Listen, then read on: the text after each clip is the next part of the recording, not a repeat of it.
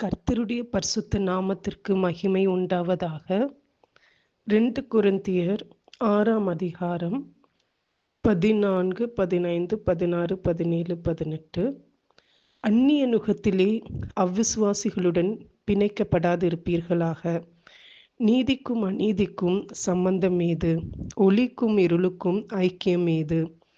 கிறிஸ்துவுக்கும் பேலியாளுக்கும் இசைவேது?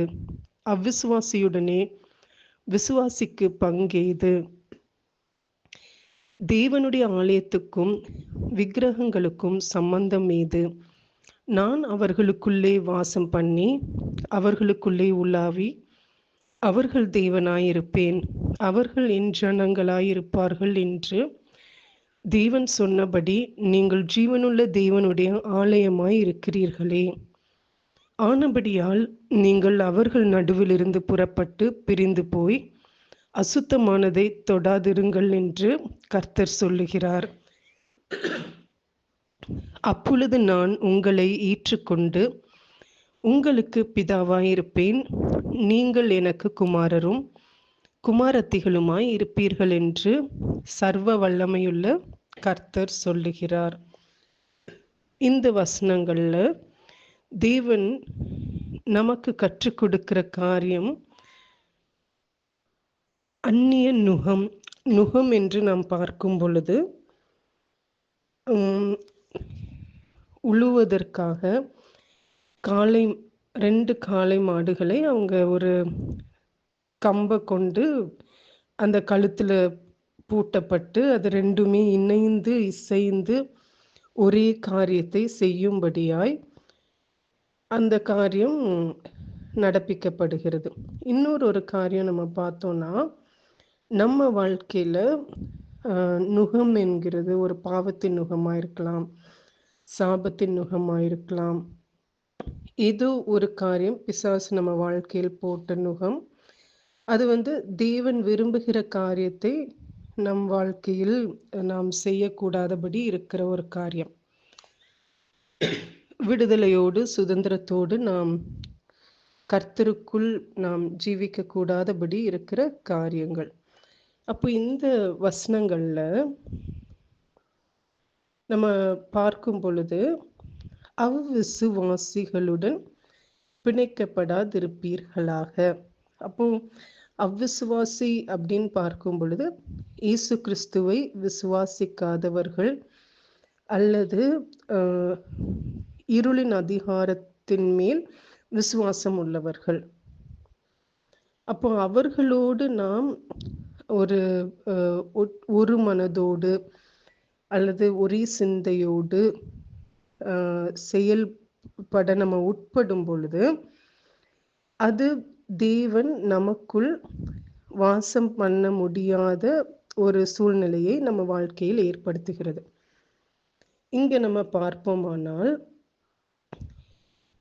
நீதிக்கும் அநீதிக்கும், அப்போ தேவன் நீதியுள்ளவர், இருளின் காரியம் அநீதியானது. ஒளிக்கும் இருளுக்கும், தேவனுடைய காரியம் ஒளி நிறைந்தது, பிசாசின் காரியங்கள் இருள் நிறைந்தது. கிறிஸ்துவுக்கும் பேலியாளுக்கும், அப்போ இயேசு கிறிஸ்துவுக்கும் சாத்தானுக்கும், அவ்விசுவாசியுடனே விசுவாசிக்கு பங்கேது. அப்போ கர்த்தருடைய பிள்ளைகள் விசுவாசிகள், தேவனை விசுவாசிக்கிறவர்கள். இருளின் பிள்ளைகள் எப்படி? அவ்விசுவாசிகள். அதுக்கப்புறம் தேவனுடைய ஆலயத்துக்கும் விக்கிரகங்களுக்கும் சம்பந்தம் ஏது? அப்போ தேவனுடைய ஆலயம், அடுத்தது விக்கிரகங்கள் அப்படின்னு எழுதப்பட்டிருக்கு. கர்த்தர் ஏன் நம்மளை அவங்களோடு இசைந்து இருக்கக்கூடாது அல்லது ஒரு நெருங்கிய ஐக்கியம், ஒரு மனம், அவர்களோடு ஒன்றி வாழ்கிற ஒரு வாழ்க்கையை நமக்குள் இருக்கக்கூடாது அப்படின்னு அவர் சொல்றாருன்னா, அது எதை தடை செய்யும்னா, தேவன் சொல்றாரு, நம்ம அவர்களோடு அந்த ஒரே ஒரு நெருங்கிய ஐக்கியம் இல்லாமல் இருக்கும் பொழுதுதான் தேவன் என்ன பண்ண முடியுமா? நமக்குள் வாசம் பண்ணி, நமக்குள் உலாவி, நம்முடைய தேவனாயிருப்பார். நாம் அவருடைய ஜனங்களாயிருப்போம். நம்ம எப்படிப்பட்டவங்களா இருக்கிறோன்ட்டு கர்த்தர் சொல்றாருன்னா, நீங்கள் ஜீவனுள்ள தேவனுடைய ஆலயமாய் இருக்கிறீர்களே. அப்போ நம்ம என்ன செய்யணும்னு சொல்றாரு? ஆனபடியால் நீங்கள் அவர்கள் நடுவிலிருந்து புறப்பட்டு பிரிந்து போய், இது நம்ம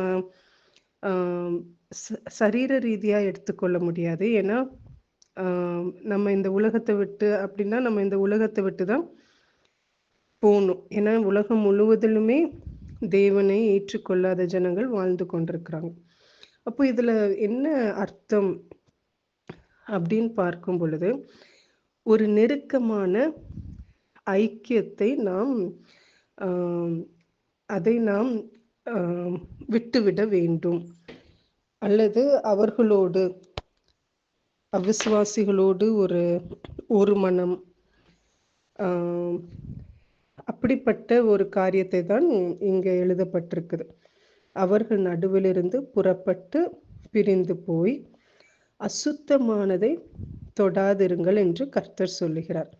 அப்போ கர்த்தருக்கு அப்படிப்பட்டவர்கள், அவரை விசுவாசியாதவர்கள், இருளில் இருக்கிறவர்கள், சாத்தானுடைய காரியங்களை பின்பற்றுகிறவர்கள் எப்படிப்பட்டவர்கள்னா அசுத்தமானவைகள் அப்படின்னு எழுதப்பட்டிருக்கு. அப்போ அதை நீங்க தொடாதிருங்கள். அப்போ அப்படி நம்ம செய்யும் பொழுது, அப்பொழுது நான் உங்களை ஏற்றுக்கொள்ளப்படுகிறது அப்படிங்கிறது நம்ம பார்க்கும் பொழுது, எல்லா மனிதர்களுக்குள்ளேயும் நம்ம ஏற்றுக்கொள்ளப்படணும் அப்படிங்கிறது ரொம்ப ஒரு மனிதனுடைய ஒரு தேவையா இருக்கிறது.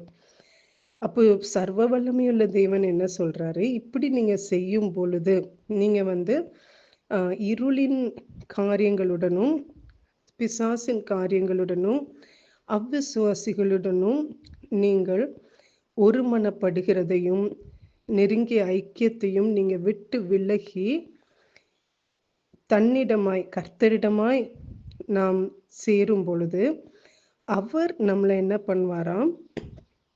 ஏற்றுக்கொள்வாராம். ஹல்லேலூயா. ஏற்றுக்கொண்டு அவர் நமக்கு பிதாவாய் இருப்பார். நம்ம அவருக்கு குமாரரும் குமாரத்திகளுமாய் இருப்போம். ஹல்லேலூயா. இவ்வளோ பெரிய ஒரு கிருபை பாக்கியம் அல்லவா?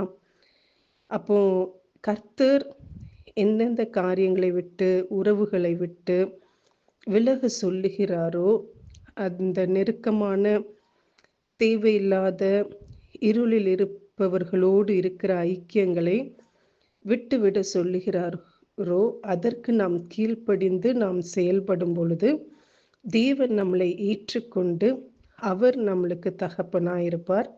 நாம் அவருடைய பிள்ளைகளாய் இருப்போம். God bless you.